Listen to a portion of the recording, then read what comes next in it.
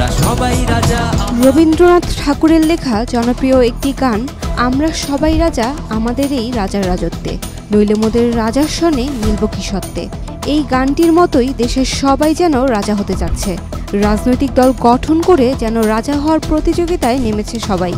হঠাৎ করেই দেশের রাজনৈতিক দল গঠনের হিড়িক পড়ে গেছে।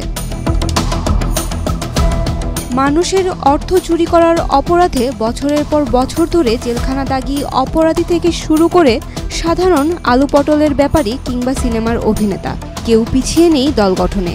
গত 5 আগস্ট ছাত্র জনতার অভ্যুত্থানে ক্ষমতাচ্যুত শেখ হাসিনা ভারতে পালিয়ে যাওয়ার পর রাজনৈতিক দল গঠনের হিড়িক পড়ে যায়। গত 8 মাসে নিউক্লিয়াস পার্টি, জনপ্রিয় পার্টি, জাগ্রত পার্টি, আমজনতার দল, আমজনতা পার্টি এমন অন্তত 2 ডজনেরও বেশি নাম যুক্ত হয়েছে বাংলাদেশের রাজনৈতিক অঙ্গনে। জুলাই আগস্টের নেতৃত্ব দেয়া ছাত্রনেতারা অন্তর্বর্তী সরকারের পরোক্ষ পৃষ্ঠপোষকতায় জাতীয় নাগরিক পার্টি এনসিপি গঠন করেছেন। সর্বশেষ ঢাকাই সিনেমার অভিনেতা এবং বেদের মেয়ে জ্যোৎস্না সিনেমার নায়ক ইলিয়াস কাঞ্চন জনতার পার্টি বাংলাদেশ নামের নতুন দল গঠন করেছেন। দেশে নতুন গঠিত এই দলগুলোর বেশিরভাগের নামই প্রায় কাছাকাছি শব্দের। এত কম সময়ে এতগুলো দলের আত্মপ্রকাশ নিয়ে স্বাভাবিকভাবেই প্রশ্ন উঠেছে। বিশ্লেষকরা বলছেন, দল গঠনের এই প্রবণতা নতুন কিছু নয়। এর আগেও বিভিন্ন সময়ে এমন নতুন নতুন দল গঠন করতে দেখা গেছে। সামনের নির্বাচনকেই এর প্রধান কারণ হিসেবে দেখছেন তারা।